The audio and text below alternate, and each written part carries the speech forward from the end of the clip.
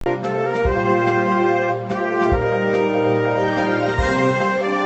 राजनीति की हो या हो समाज की, बात आपके शिक्षा की हो या हो विकास की, जो जानकारी आपके लिए हो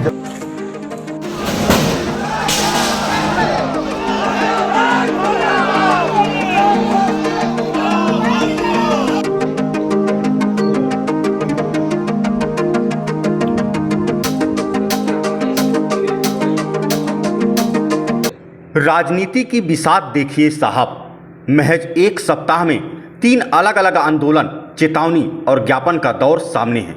शुरुआत जेल भरो आंदोलन से हुई और अब अवैध कार्यों को लेकर पुलिस की नाक में दम।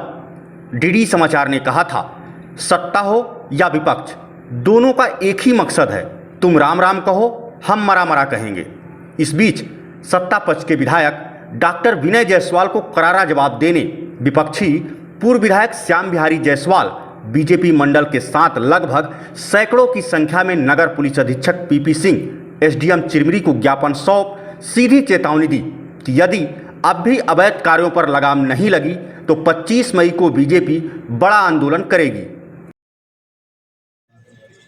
आज का ज्ञापन चिरमिरी क्षेत्र में जो एक संगठित होकर हजारों की संख्या में जो लोग रात के अंधेरे में कोयला उत्खनन करा रहे हैं और अवैध कोयला हजारों टन प्रतिदिन जो है चिरमिरी क्षेत्र से जा रहा है, और चिरमिरी क्षेत्र में जो एसीसीएल हमारी धरोहर है, उस एसीसीएल का जितने भी बंकर हैं, पुराने उसके डोजर हैं, ऐसे तमाम हजारों हजार टन का जो है कबाड़ का दिन दहाड़े काट कर कबाड़ियों द्वारा बेच दिया जा रहा है। साथ ही क्षेत्र में जो अवैध रूप से गांजा, शराब, जुआ, सट्टा, इन सब काम चरम पर है। इन सब के विरोध में आज भारतीय जनता पार्टी चिरमिरी मंडल के साथ हम लोग थाना प्रभारी जी को ज्ञापन देने आए थे और 25 तारीख को बृहद रूप से धरना प्रदर्शन हम लोग थाने के सामने बड़ा बाजार पंडाल में करेंगे। देखिए, भारतीय जनता पार्टी ने विगत 3.5 सालों में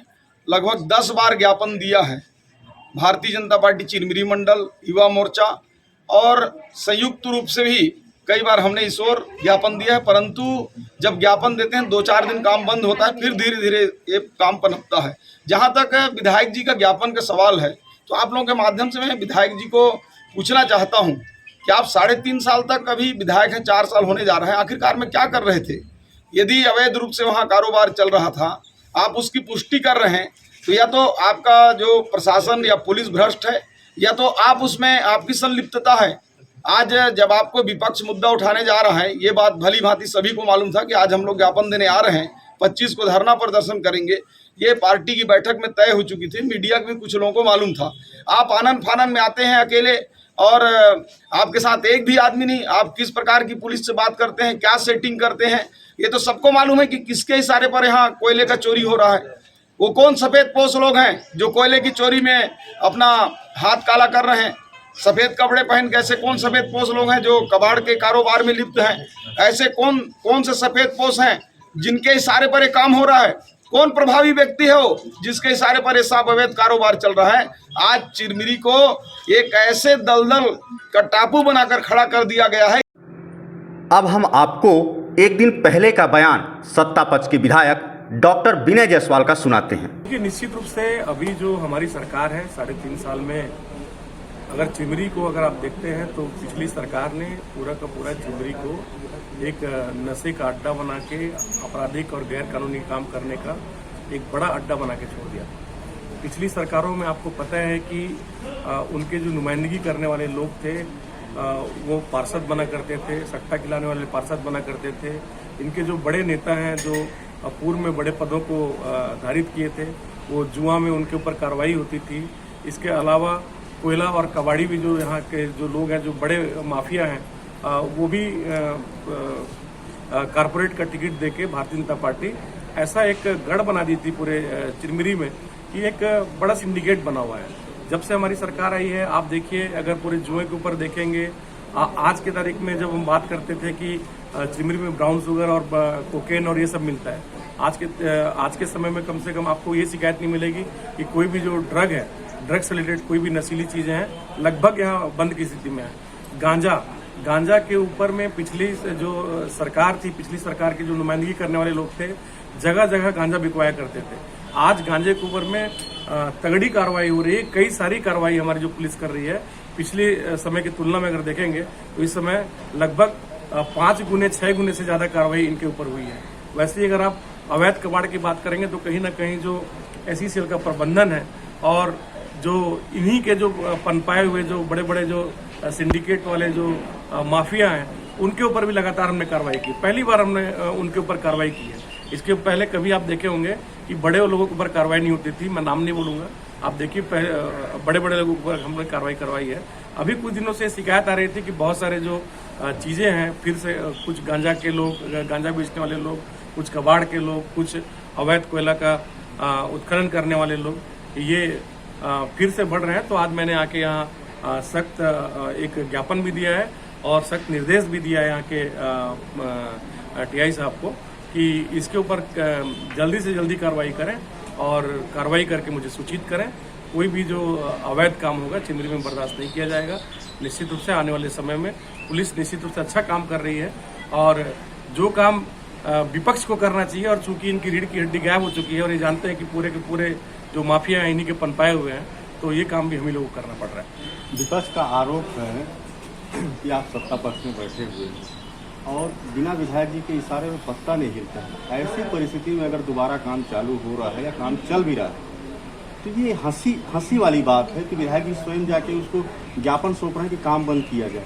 इसकी बिल्कुल आवश्यकता नहीं है जब शासन सत्ता सरकार सब कुछ उनकी है। आप ये बताइए, अगर मुझे संज्ञान में आता है कि कोई चीज़ गड़बड़ चल रही है, कोई अवैध काम अगर चल रहे हैं, तो इनको आके उसके लिए करना चाहिए ना। आगे विपक्ष का धर्म क्या होता है या पक्ष का धर्म क्या होता है? हम लोग जनता से चुने हुए लोग हैं, जनता की आवाज़ के लिए हमको काम कर रहे हैं।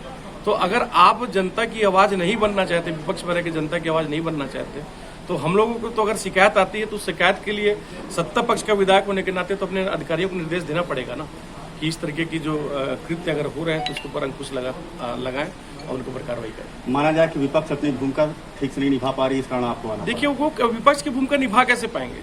अभी देखिए, पिछले दिनों में इनका भी, कल के दिनों में ये जेल भरो आंदोलन किए थे। किस बात को लेके किए थे? कि इन्हीं के शासनकाल में जो नियम बने थे, धरना प्रदर्शन के नियम बने थे, उसमें इनको अवरोध लग रहा था और इन्होंने जेल भरो आंदोलन किया। कहीं किसी पब्लिक के मुद्दे को लेके, किसान के मुद्दे को लेके, यहाँ के श्रमिकों के मुद्दों को लेकर के, यहाँ पर के अवैध कारोबार के मुद्दे को लेके इतना बड़ा कभी जेल भरो आंदोलन आपने देखा क्या? कभी नहीं देखा। लेकिन आज जब हमारे संज्ञान में बातें आई हैं कि चीज़ें कहीं कुछ नियंत्रण में होने के बाद भी कहीं अनियंत्रित काम हो रहा है, तो उसके लिए आज सख्ती के साथ निर्देश दिया गया है। और निश्चित रूप से आने वाले समय में अगर बड़ी कार्रवाई इनके ऊपर नहीं होती है, तो जो एक कार्रवाई के लिए हम आगे अनुशंसा भी करेंगे, अधिकारियों के ऊपर भी हम अनुशंसा करेंगे। ज्ञापन में पूर्व